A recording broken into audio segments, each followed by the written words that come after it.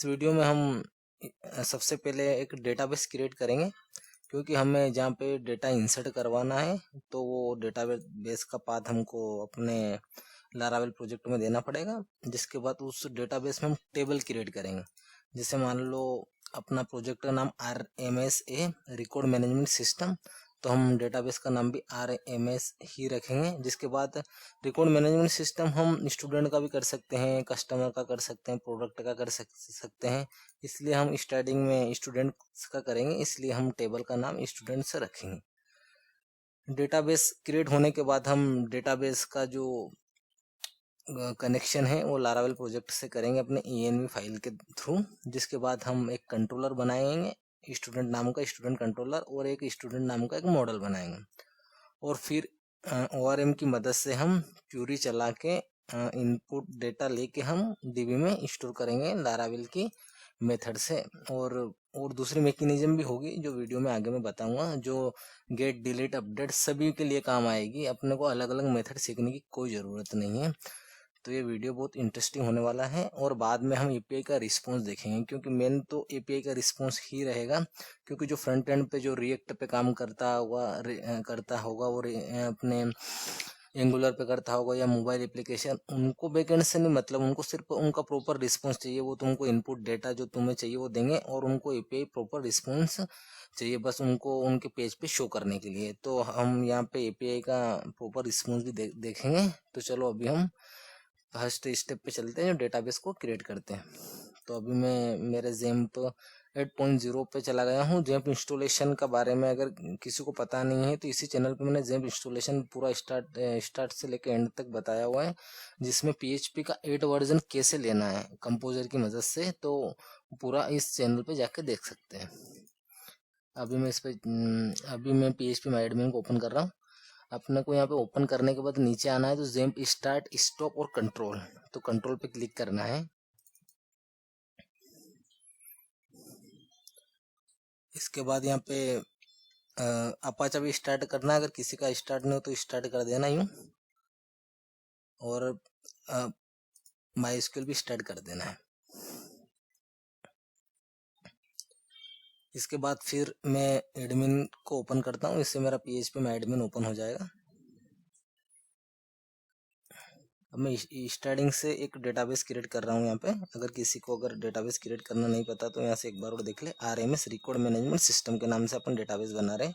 मैं इसको क्रिएट करता हूँ, ये RMS आ गया। यहाँ पे मैं अब रिकॉर्ड मैनेजमेंट सिस्टम में स्टूडेंट का कर रहा हूँ, तो स्टूडेंट्स का मैं रिकॉर्ड मैनेजमेंट सिस्टम के लिए स्टूडेंट टेबल का यूज़ कर रहे हैं। और DB कॉलम अभी स्टार्टिंग में 4 ही रख रहे हैं अपन। हम बाद में भी ऐड कर सकते हैं और कम ज़्यादा भी कर सकते हैं। इसमें अपन यहाँ पे ID रखेंगे जो प्राइमरी की होगी, और जिसके बाद स्टूडेंट का नेम, तो नेम हो गया।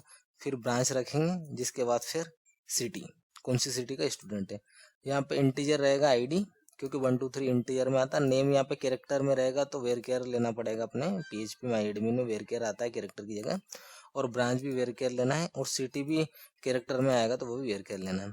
इसकी लेंथ 11 रखना है। इसकी लेंथ 50 to 50 अपन 50 रख लेते हैं। 50 से ज़्यादा कैरेक्टर का तो ब्रांच और ये सिटी नहीं होगा, तो 50 रख लिया। जिसके बाद फिर यहाँ पे मेन ये है कि AI यहाँ पे ऑटो इंक्रीमेंट, अगर हम ID को ऑटो इंक्रीमेंट करेंगे ना तो ID ऑटोमेटिक 1 2 3 4 होती रहेगी, और प्राइमरी की है तो वो यूनिक भी रहेगी।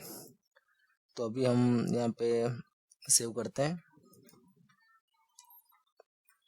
हमने सेव कर दिया इसको, हमारी टेबल बन चुकी है यहाँ पे, और ये टेबल का पूरा स्ट्रक्चर आ गया, ID, नेम, ब्रांच और सिटी। तो हमने यहाँ पे क्रिएट डेटाबेस और टेबल, फर्स्ट स्टेप हमारी कंप्लीट हो गई। अब हमको लारावेल में कनेक्शन करना है। तो अभी हम चलते हैं यहाँ पे env में। यहाँ पे पूरा कनेक्शन रहता है। जैसे कोई इन्वायरमेंट वेरिएबल भी हमको यहीं पे डिफाइन करना पड़ेगा, क्योंकि अगर किसी वेरिएबल का यूज़ अगर 10 फाइल में हो रहा है और वो मान लो कभी चेंज करना हुआ, तो 10 ही फाइल में मैन्युअली जाके चेंज करना पड़ेगा। इसलिए हम किसी वेरिएबल को इसी env में ही रखेंगे, ताकि यहाँ पे चेंज होने पर सभी जगह उसका पाथ मिल जाए। यहाँ पे MySQL हो गया अपना, ये लोकल होस्ट पे है अभी। और यहाँ पे लारावेल प्रोजेक्ट का नेम अपने डेटाबेस का नेम लारावेल नहीं है यहाँ पे, रिकॉर्ड मैनेजमेंट सिस्टम है, RMS है, और यूज़र नेम मेरा रूट है और पासवर्ड मैंने कोई दिया नहीं है। तो अभी मैं ENV को सेव कर दिया मैंने। तो यहाँ पे अपना सेकंड स्टेप भी कंप्लीट हो गया, डेटाबेस क्रिएट हो गया, टेबल कर दिया क्रिएट, जिसके बाद लारावेल डेटाबेस के साथ कनेक्शन भी हो गया। अब कंट्रोलर बनाते, कंट्रोलर मीन्स फंक्शन, जो पूरी फंक्शनलिटी होगी वो हम कंट्रोलर के अंदर लिखेंगे, और मॉडल जो अपने टेबल को एक्सेस करेगा, इसलिए हम मॉडल भी बनाएंगे और कंट्रोलर भी बनाएंगे। तो पहले मैं यहाँ पे एक कंट्रोलर बनाता हूँ, यहाँ पे ओपन करता हूँ, यहाँ से टर्मिनल ओपन हो जाएगा, और यहाँ से भी टर्मिनल ओपन कर सकते हैं। यहाँ पे मैं एक कंट्रोलर बना रहा हूँ, PHP आर्टिसन मेक कंट्रोलर। ये PHP आर्टिसन मेक कंट्रोलर, ये कंट्रोलर का कमांड होता है, और PHP आर्टिसन मेक मॉडल, वो मॉडल का कमांड होता है। PHP आर्टिसन मेक कंट्रोलर और कंट्रोलर का नेम, तो मैं स्टूडेंट कंट्रोलर के नाम से बना रहा हूँ इसको, स्टूडेंट कंट्रोलर, स्टूडेंट कंट्रोलर नाम से बना लिया है।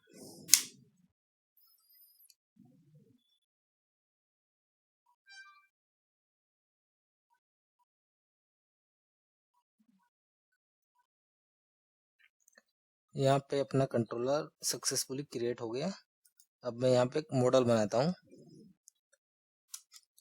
PHP artisan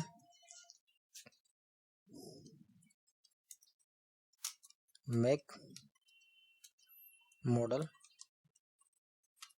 PHP artisan make model, और मॉडल कौन सा बनाना। अब यहाँ पे मॉडल बनाने में अपने को एक ध्यान ये रखना है कि जो अपना टेबल का नेम होगा वही हम यहाँ पे मॉडल का नेम रखेंगे। उसको बस टेबल का नेम वहाँ पे प्लूरल होगा और हम मॉडल का नेम सिंगुलर रखेंगे। तो वहाँ पे अपना टेबल का नेम था स्टूडेंट्स, तो हम मॉडल का नेम रखेंगे स्टूडेंट। ये बात बड़ी इंपॉर्टेंट है, क्योंकि हम जितनी भी टेबल है तो उसके रिलेटेड मॉडल का हम सेम ही नेम रखेंगे, तो उसको आइडेंटिफाई करने में इजीली आइडेंटिफाई कर पाएंगे अपन। तो उसका मैं रखता हूँ स्टूडेंट। तो PHP artisan make model student, ये इसकी कमांड है। यहाँ पे अपना मॉडल भी सक्सेसफुली क्रिएट हो गया। चलो अभी हम जाके देख लेते हैं इसको। HTTP में तो अपना कंट्रोलर दिख जाएगा यहाँ पे, ये स्टूडेंट कंट्रोलर के नाम से कंट्रोलर है। ये कंट्रोलर क्लास होती है, जैसे जावा में हम क्लास बनाते हैं, क्लास होती है, और जावा में एक्सटेंड करते हैं सुपर क्लास को, तो ये इसका कंट्रोलर क्लास है जो इसको इसने एक्सटेंड कर रखा, मतलब इनहेरिट कर रखा इसमें। फिर अपना मॉडल देखेंगे तो मॉडल ये यहाँ पे स्टूडेंट मॉडल बन गया है। अब यहाँ कंट्रोलर पे चलते हैं, यहाँ पे अपना पूरा पहले चेक कर लेते हैं इसको, और जिसके बाद हम यहाँ पे राउट पे चलते हैं। राउट API.php का हम यूज करेंगे। यहाँ पे हम पहले टेस्ट कर लेते हैं कि हमारे राउट हमारे कंट्रोलर और मॉडल का कनेक्शन हुआ कि नहीं हुआ। इसके लिए मैं चेक करता हूँ, पोस्ट API का यूज करेंगे हम, और क्रिएट, यहाँ केवल कट नोटेशन में रखेंगे हम, क्रिएट डेटा या इंसर्ट डेटा, या फिर क्रिएट स्टूडेंट्स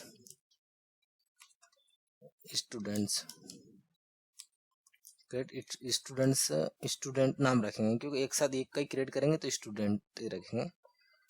जिसके बाद हम यहाँ पे कंट्रोलर को इंपोर्ट करेंगे कि लारावेल में ये ऐसे काम करता है API के क्रिएट, अगर तुमको URL देना है तो एक कौन से कंट्रोलर का है, क्रिएट स्टूडेंट और भी हो सकते हैं, इसलिए कंट्रोलर पास करना पड़ेगा अपने को। तो यहाँ पे कंट्रोलर है स्टूडेंट कंट्रोलर, स्टूडेंट कंट्रोलर, और क्लास, और क्लास में फंक्शन अभी बनाना है, तो मैं अभी उसका फंक्शन फिर भी यहाँ पे मेंशन कर देता हूँ कि इस नाम से बनाएंगे। तो फंक्शन भी हम क्रिएट स्टूडेंट के नाम से ही बना लेंगे, क्रिएट स्टूडेंट। यहाँ पे ये फंक्शन का नेम है, जो फंक्शन हम वहाँ पे बनाएंगे, और ये URL है जो हम इसको कॉल करेंगे। इसका नाम अपने हिसाब से कुछ भी दे सकते हैं, लेकिन क्रिएट स्टूडेंट अगर हम फिर डेटा गेट करेंगे तो get student, update student, delete student, ऐसा रखेंगे। और क्रिएट स्टूडेंट के नाम से वो पहले से पहचानने में आ जाएगा अपने को यहाँ पे। तो हम अभी चलते हैं कंट्रोलर पे।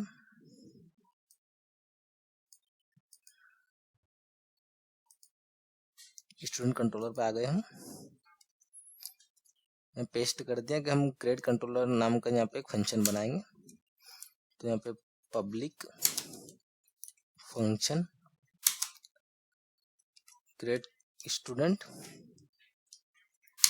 और ये यहाँ पे हम पहले सिंपल सा रिटर्न करवा लेते हैं।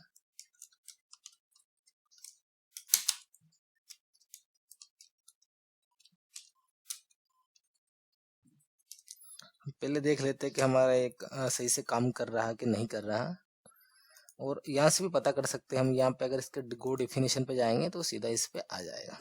अब हम इसको रन करते हैं और पोस्टमैन पे चेक करते हैं।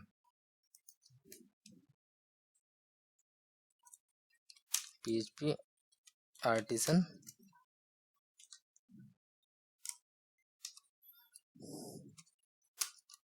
सर्व,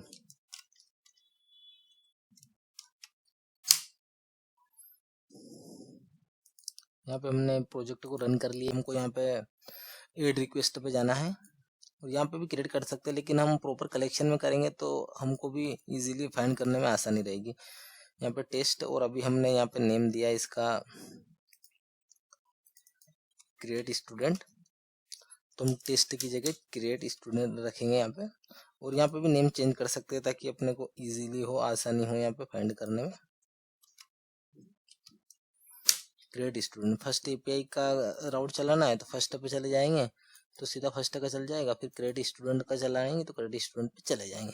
अभी हम रन भी हो गया अपना प्रोजेक्ट। अब हम इसको टेस्ट करते पोस्टमैन से।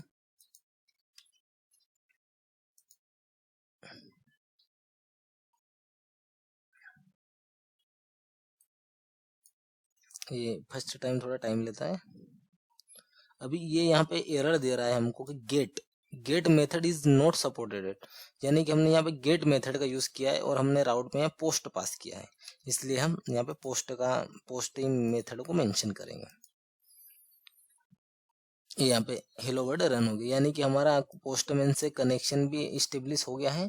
पोस्टमैन से हमारी API हिट हो रही है और हमारा कंट्रोलर भी अच्छे से वर्क कर रहा है। और अब हम मॉडल का पे काम करते हैं। बस हमने अभी API चेक कर लिया अपना, अब हम मॉडल का यूज करते हैं।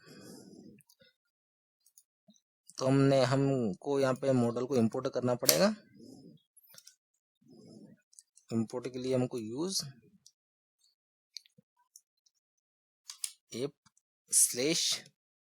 app/मॉडल, कौन से फोल्डर में, हमारा मॉडल में, मॉडल और स्टूडेंट मॉडल है ये और ये। तो यहाँ पे हमने हमारे मॉडल को इंपोर्ट करवा लिया। अब हम मॉडल का यूज कर सकते हैं यहाँ पे। अब क्रिएट स्टूडेंट के अंदर हम अब एक्चुअल में मेन कोडिंग लिखेंगे, हम डेटाबेस से डेटा इंसर्ट कैसे करेंगे। इसके लिए हम स्टूडेंट, इसमें मॉडल का यूज करेंगे हम। यहाँ पे हमारा स्टूडेंट मॉडल है, यहाँ पे पूरी क्यूरी नहीं लिखेंगे अपन, हम के इंसर्ट इनटू स्टूडेंट वैल्यू वगैरह वगैरह। तो यहाँ पे हमने पहले न्यू कीवर्ड का यूज कर लेंगे। यहाँ पे न्यू स्टूडेंट, तो यहाँ पे हमने स्टूडेंट मॉडल का यूज कर लिया है।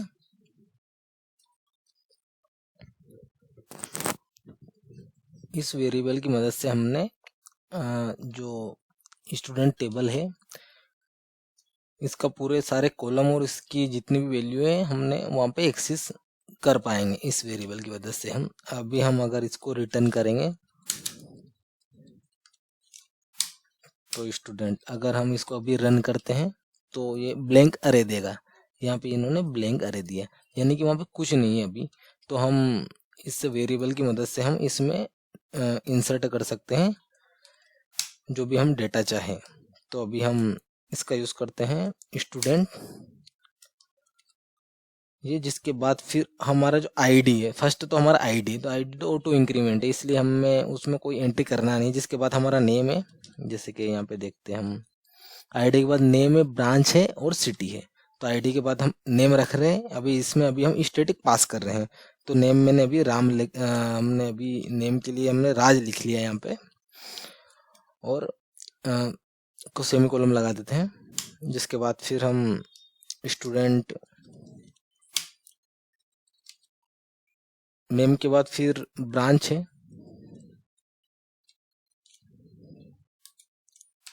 ब्रांच का नेम हमने CS रख लिया।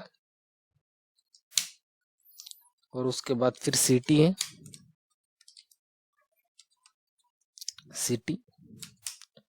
सिटी का नेम हमने आगरा रख लिया। अभी हम ये सारी चीज़ें हमने यहाँ पे रख ली। अभी हम अगर इसको प्रिंट करवाएंगे तो क्या रिजल्ट देता है, जैसे हम अभी रिटर्न करवाते हैं तो ये सारी वैल्यू इस वेरिएबल में आ गई होगी। जैसे कि हम अगर स्टूडेंट को रिटर्न करवाएं अभी, तो यहाँ पे नेम राज, ब्रांच CS, सिटी ये। अब हम इसको सेव करवाएंगे तो ये डेटा सीधा डीबी में चला जाएगा।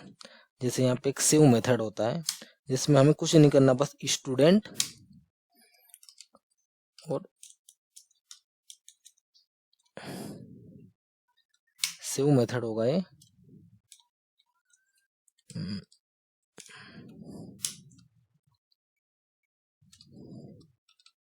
अब हम इसको एग्जीक्यूट करेंगे तो ये सीधा डीबी में चला जाएगा। अभी हमने यहाँ पे रिस्पॉन्स प्रिंट नहीं करवाया है, बस हम डीबी में जाके देखते हैं कि हमारी एंट्री आई कि नहीं आई है। अभी हम इसको ब्राउज करते हैं, ये आ गया ID2 राज और ब्रांच CS और आगरा।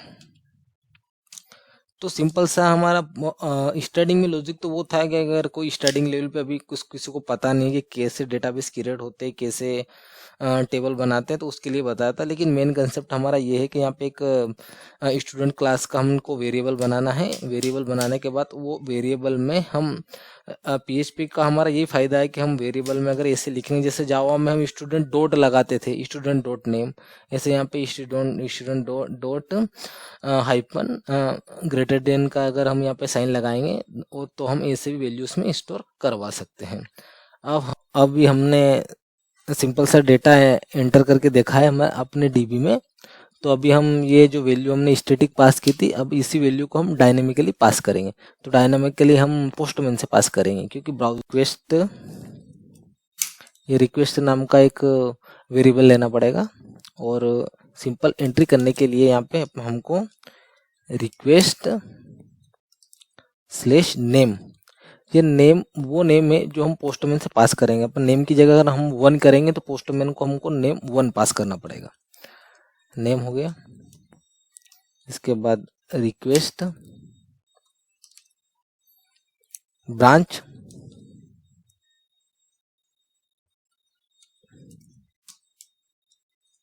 ब्रांच के बाद सिटी,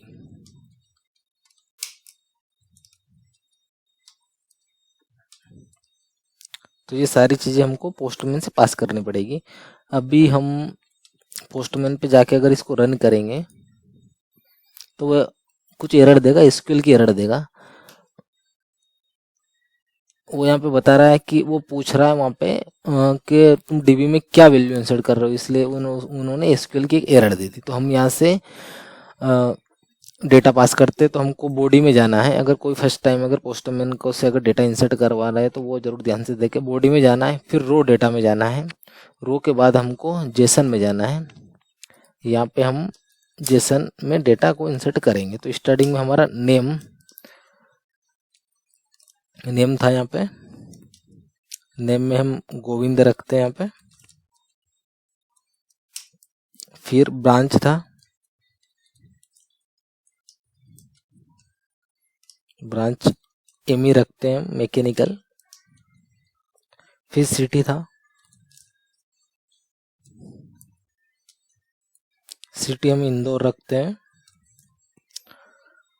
और अब हम इसको रन करते हैं, देखते हैं हमारा डेटा इंसर्ट होता है कि नहीं।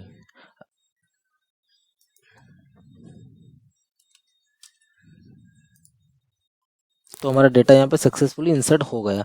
अभी हम यहाँ पे अगर नेम स्पेलिंग अगर 1 कर देंगे, चेंज कर देंगे, तो यहाँ पे SQL की कुछ एरर दे देगा वो यहाँ पे कि तुमने नेम कुछ भी पास नहीं किया, क्योंकि हमने वहाँ पे डिफाइन कर रखा है कि हमारी जो एंट्री आएगी वो नेम नाम से आएगी। अगर यहाँ पे भी हम नेम फर्स्ट करेंगे तो वो फिर कोई एरर नहीं देगा। अब एक और रिकॉर्ड इसी नाम से इंसर्ट हो गया होगा, ये गोविंद एमी इंदौर। अब हम मेन बात पे आते हैं कि अब हम इसका रिस्पॉन्स देंगे प्रॉपर वे में। तो हम अभी यहाँ पे रिस्पॉन्स देते हैं इसका। रिस्पॉन्स के लिए ये रिस्पॉन्स फंक्शन करना पड़ेगा। फिर जेसन में देना है हमको, जेसन, फिर ये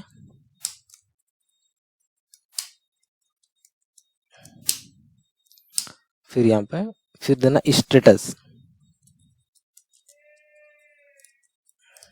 स्टेटस 10 इसी पूरी सीरीज में हम स्टेटस का अगर सक्सेस हुआ तो 1 देंगे और अगर सक्सेस नहीं हुआ तो 0 देंगे। तो अभी हम यहाँ पे 1 पास कर रहे हैं यहाँ पे।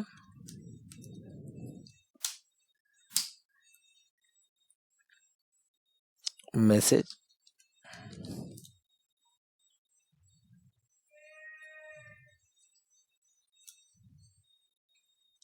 सॉरी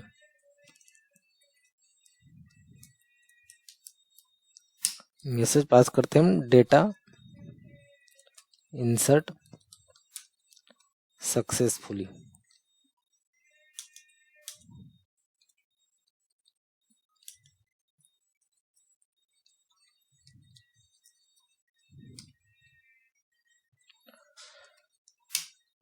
और डेटा पास कर देते हैं कि हमने कौन सा डेटा इंसर्ट किया है। यहाँ पे हम डेटा की जगह स्टूडेंट रखेंगे तो उसका पूरा वेरिएबल यहाँ पे आ जाएगा कि हमने कौन सा डेटा इंसर्ट किया है। तो अभी हम इसको सेव करते हैं। हम अभी यहाँ पे डेटा चेंज कर लेते हैं, यहाँ पे रिया कर देते हैं और ब्रांच आईटी कर देते हैं और लोकेशन उज्जैन कर देते हैं।